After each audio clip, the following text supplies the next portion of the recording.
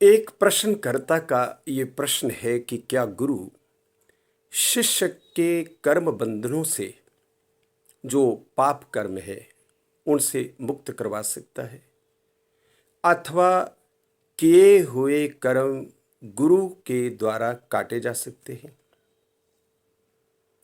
अद्भुत प्रश्न है, विचित्र प्रश्न है। थोड़ा आप ध्यान से इसको श्रवण करने का प्रयास करें। पहली बात है कि ये कर्म भूमि है।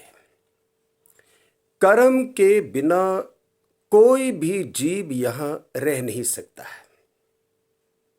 परंतु कैसा कर्म हो, ये केवल मानव मात्र को ज्ञान है, क्योंकि मानव मात्र को ही बुद्धि से परमात्मा ने परिपूर्ण करके भेजा है।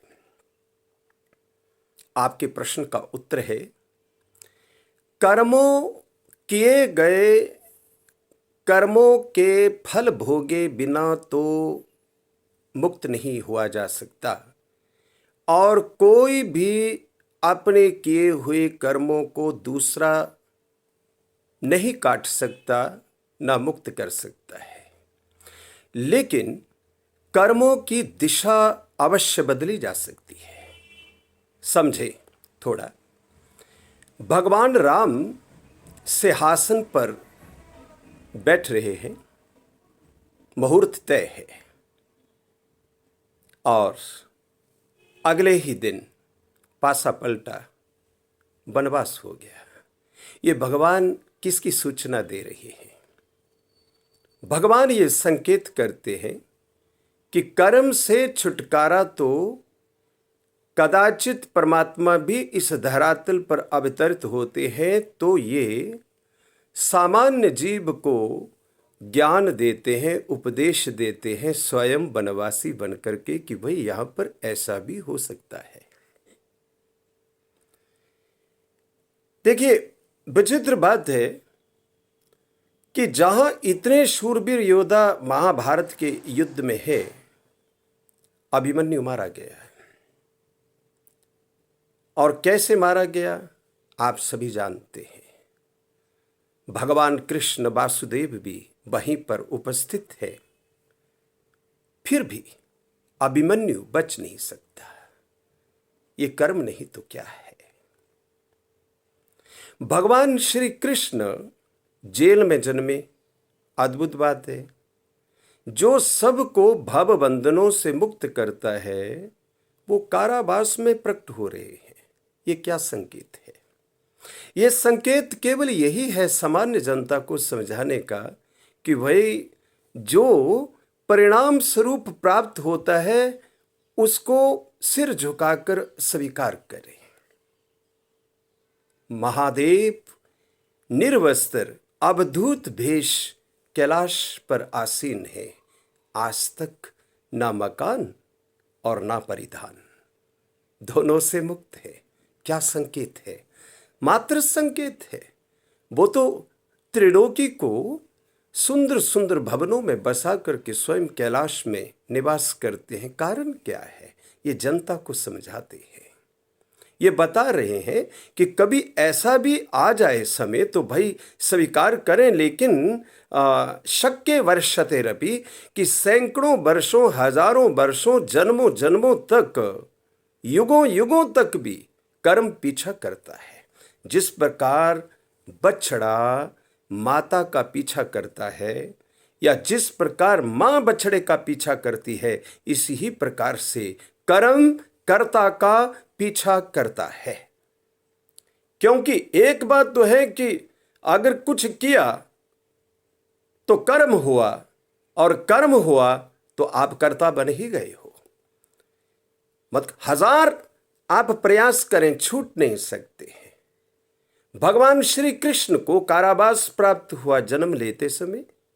यद्यपि ये लीलावत्तिव तो केवल लीला मात्र था, केवल लोगों को दिखाने के लिए, लेकिन फिर भी कर्मण्येवाधिकारस्ते मा फलेषु कदाचन, उन्होंने ही गीता के बीच ये कह दिया कि भाई ये जो किया गया कर्म है, इससे छुटकारा कर्ता कभी छूट नहीं सकता किए गए अपने कर्म से। लेकिन गुरु एक काम अवश्य करता है, जो आपका प्रश्न है।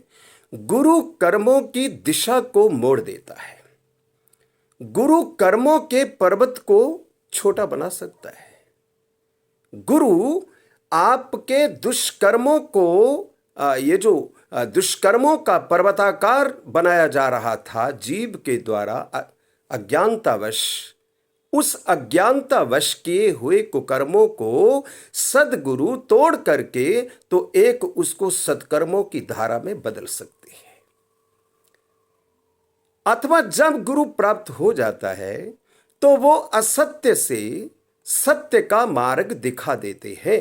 अंधकार से हाथ पकड़ करके प्रकाश की दिशा आपको दे सकते हैं और आवागमन से मुक्त करके आपको मोक्ष प्रदान करने का मार्ग दिखा सकते हैं। ये कार्य सदगुरु ही करता है।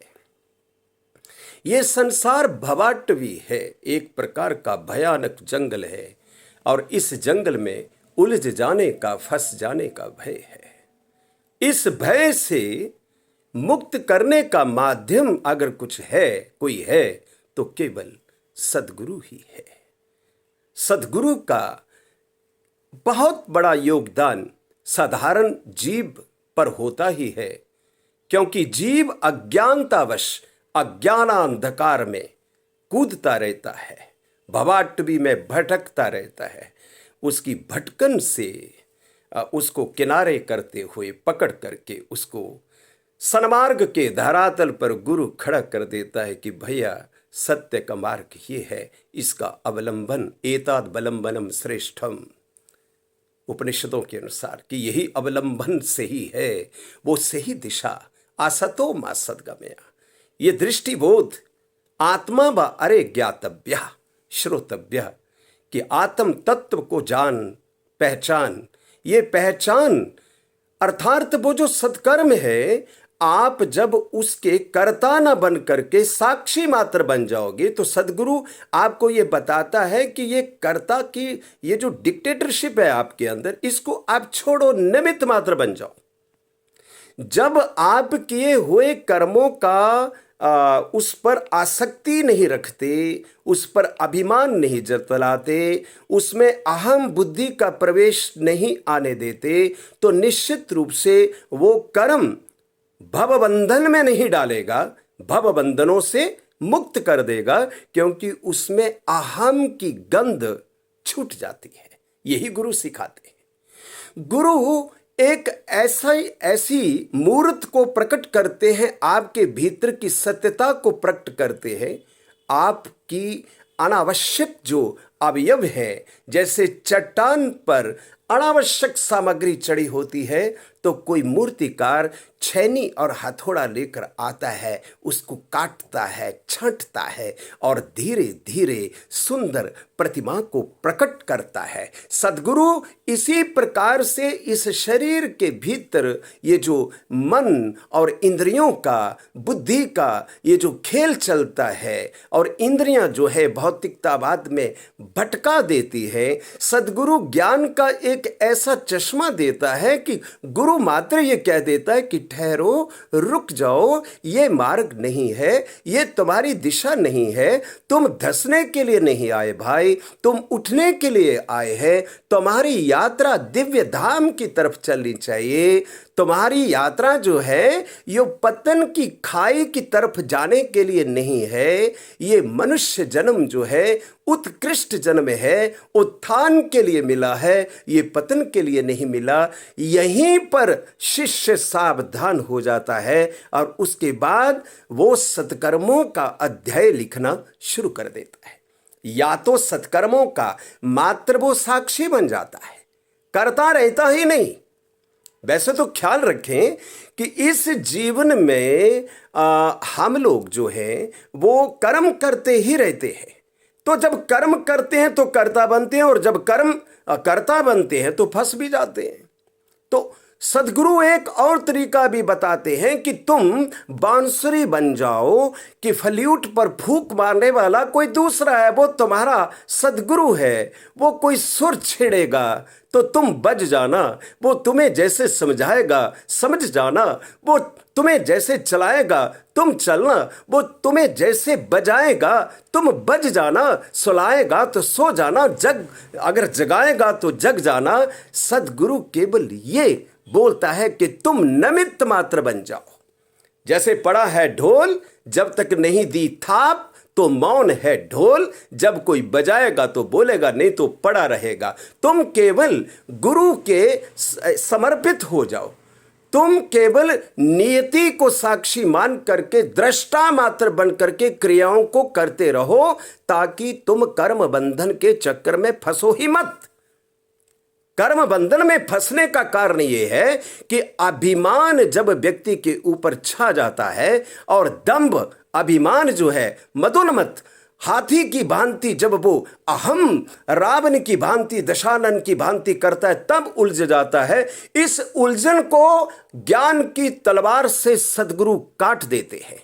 अतः कर्म से मुक्त तो कोई हो नहीं सकता, लेकिन कर्मों की दिशा सदगुरु अवश्य बदलते हैं, और कर्मों को वो जो अनंत प्रकार के कर्मों का पर्वता पापा आकार जो खड़ा है उसको वो काट देते हैं, उसकी दिशा वो बदल देते हैं, उसका आकार छोटा बना सकते हैं, और दुष्कर्मों से सत्कर्मों की तरफ और असत्य से सत्य की तरफ सदगुरु चला देते हैं। ये गुरु का महान कार्य है कि शिष्य जो है अपने परम पद की तरफ, सत्य के मार्ग की तरफ प्रस्थान करता है, गुरु के आश्रयभूत होकर, गुरु के पग चिन्हों पर चलकर, गुरु के इशारों को समझकर।